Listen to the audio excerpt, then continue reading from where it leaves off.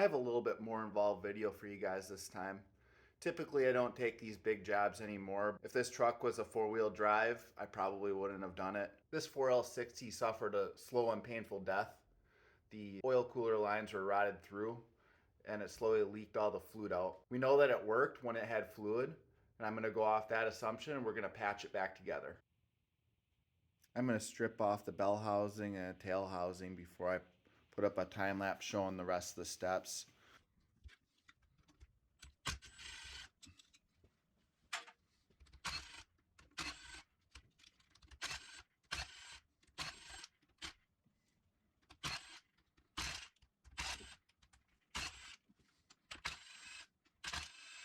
I used to do a lot of bench builds back in the day after work.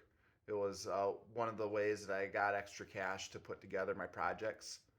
So I really couldn't turn work down at the time because I wanted to have fun money to play with. As I gotten older, this type of work burned me out, and now I just choose to normally not do it. I'm a bit rusty, but I'll take you through the tear down and rebuild process, at least the process that I'm going to follow it with minimal parts and get it back on the road.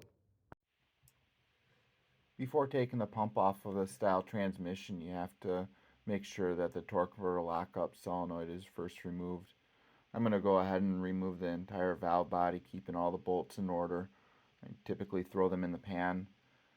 One tricky thing is the linkage. You can spend a little time pulling it apart. I didn't include that detail.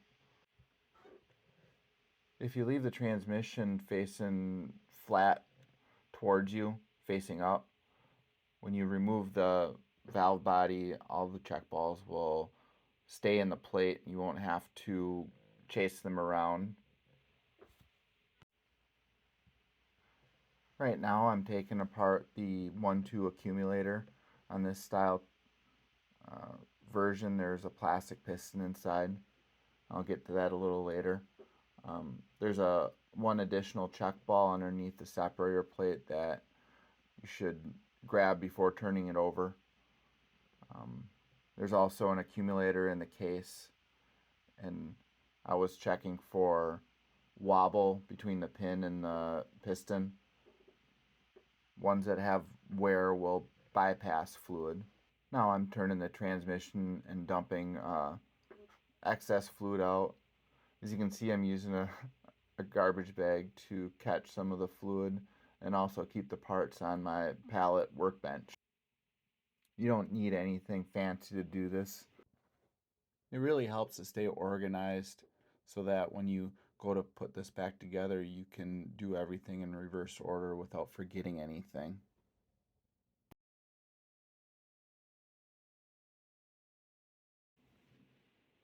You can get the pump off by using a screwdriver, putting it between the case and the back side of the pump.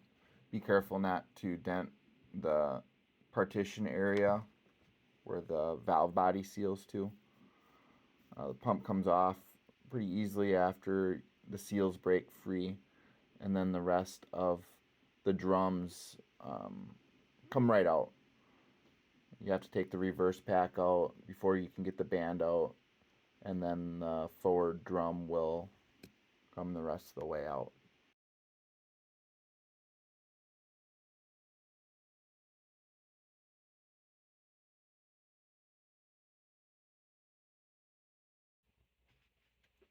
There's a clip on the output shaft that holds the rest of the guts in the back of the case.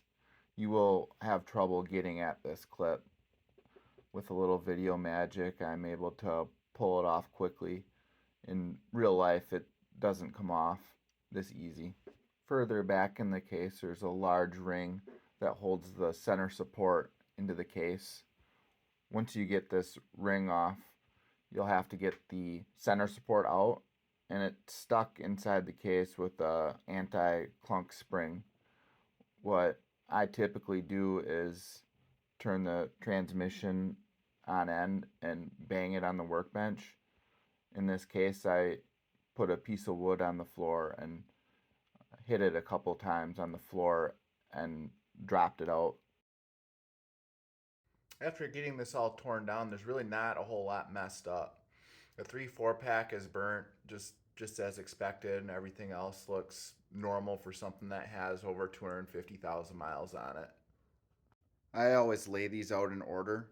I mean, it kind of looks like a disaster, but this is how it comes out from the pump all the way uh, to the front of the transmission.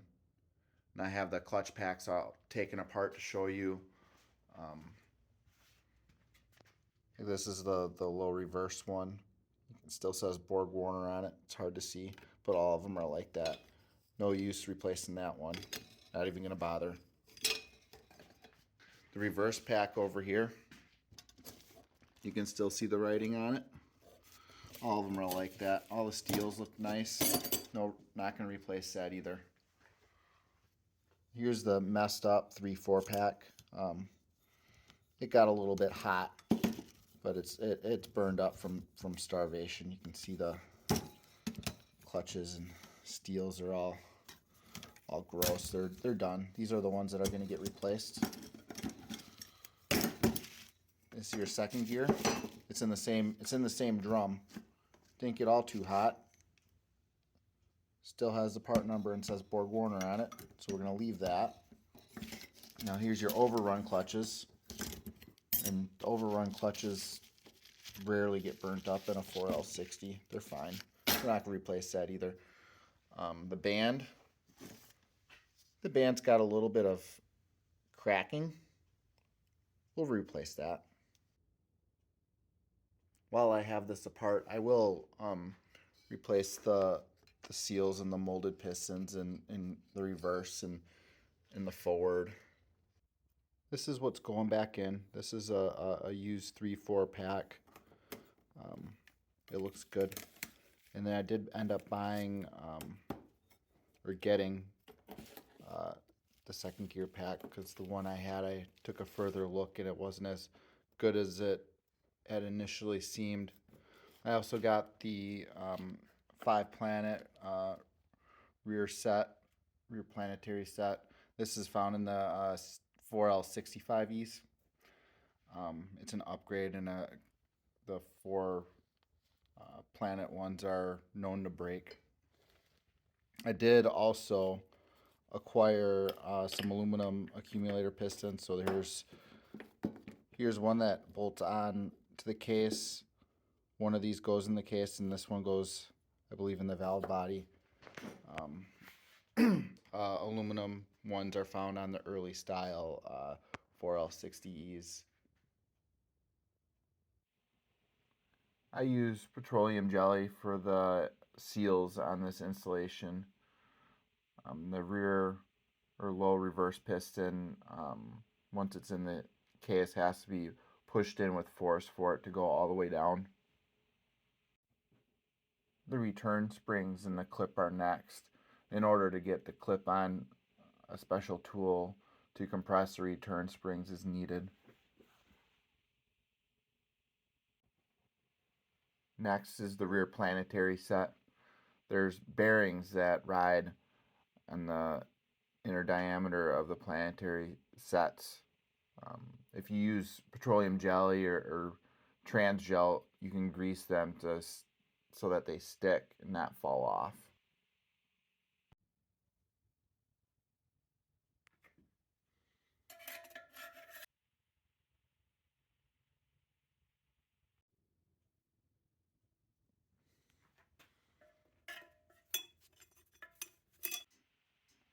After all your clutches are stacked, take your anti-clunk spring and grease it up and stick it in position in the case.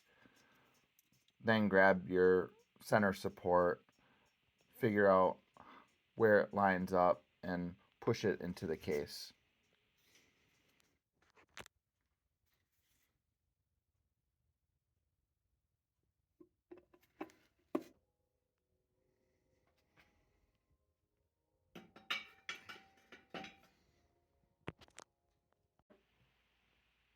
Don't forget to put the big case ring that retains the center support into the case, like I did. As you can see, it's missing. A plastic thrust washer, sun gear, and reverse shell go next.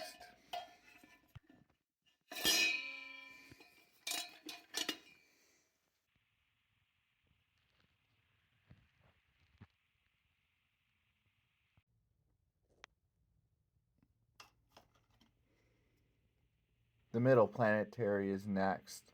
Both have bearings that need to be greased and stuck to the components. They need to be fully engaged onto the splines. If they're not, you will not be able to get the retaining clip on at the end.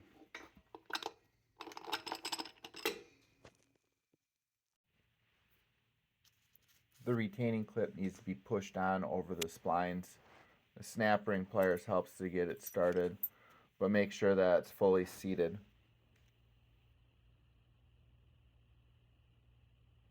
You never know what you're going to find when you scrutinize some of these parts. I saw a seal that came out that was ripped and was falling apart. It wasn't hard or deteriorated as far as the material being bad or baked. Um, there's a massive gouge in the shaft where the seal rode, and I'll show you a couple of close-up pictures of it.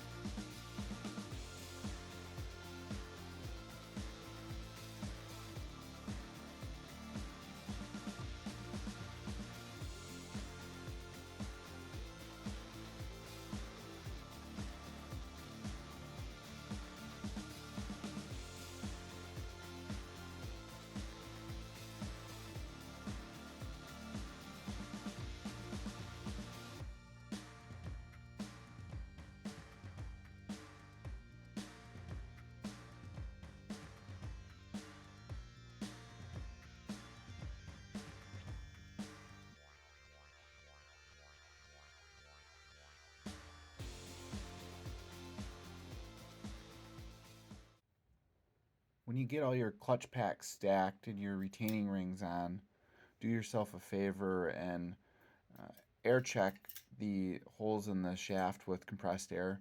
There's 3 holes, and you can pressurize them with shop air to engage the clutch packs and verify that there's no cut seals or leaks.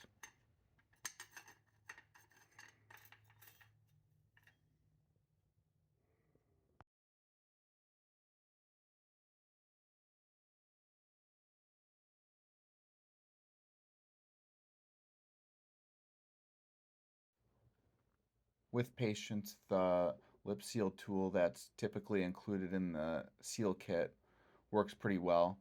There are special tools that you could buy for that help sliding the seal into the drums.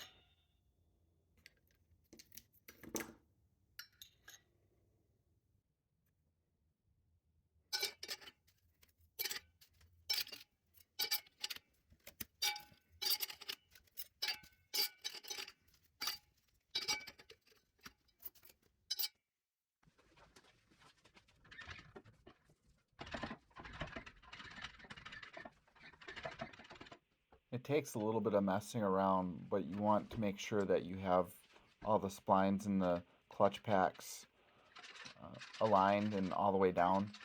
Otherwise, when you go to put on the pump's not going to go on all the way. And if you draw the pump down with bolts, you'll bend the inside diameter of the clutch. So if you can't push the pump on mostly by hand, then you know you don't have your clutches all aligned.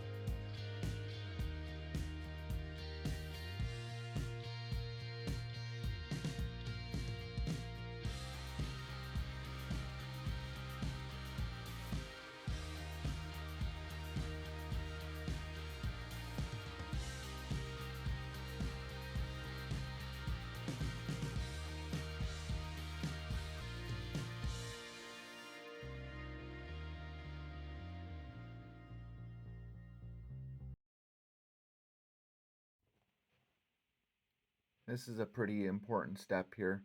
There's a partition in the pump that separates the vent side from a pressurized side.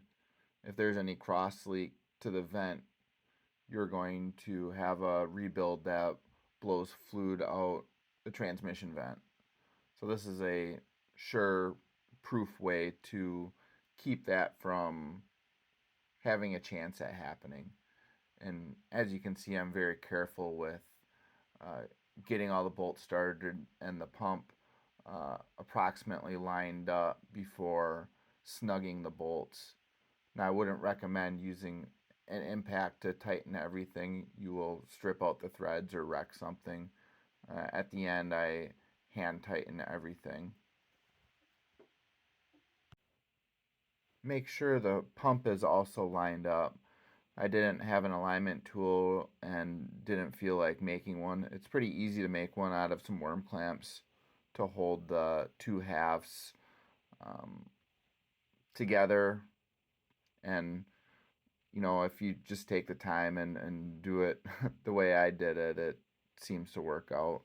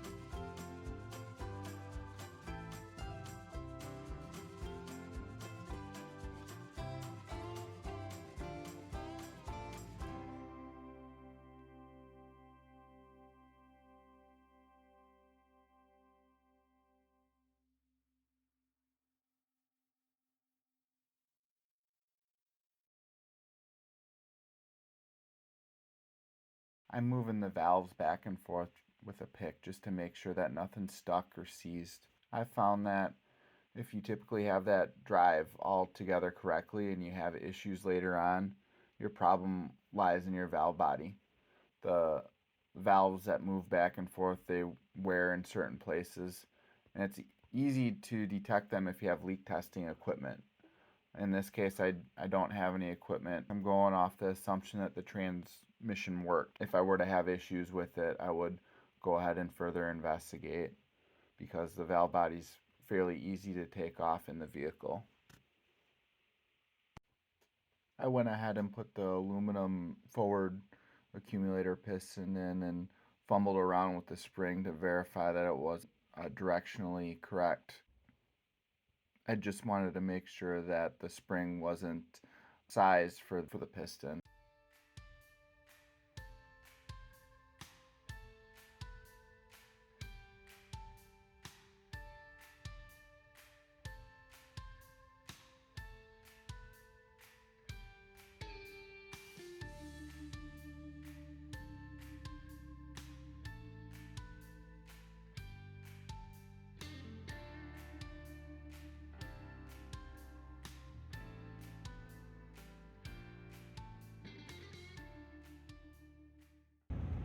I'm really happy the way this one turned out.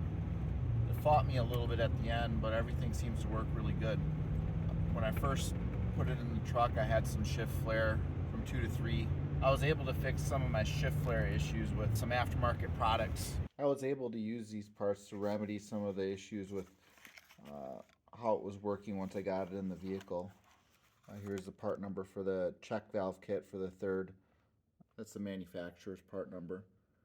Is actually easier to install than I thought it would be. This kit here is the boost valve kit with stronger pressure regulator spring. That's the Sonax part number.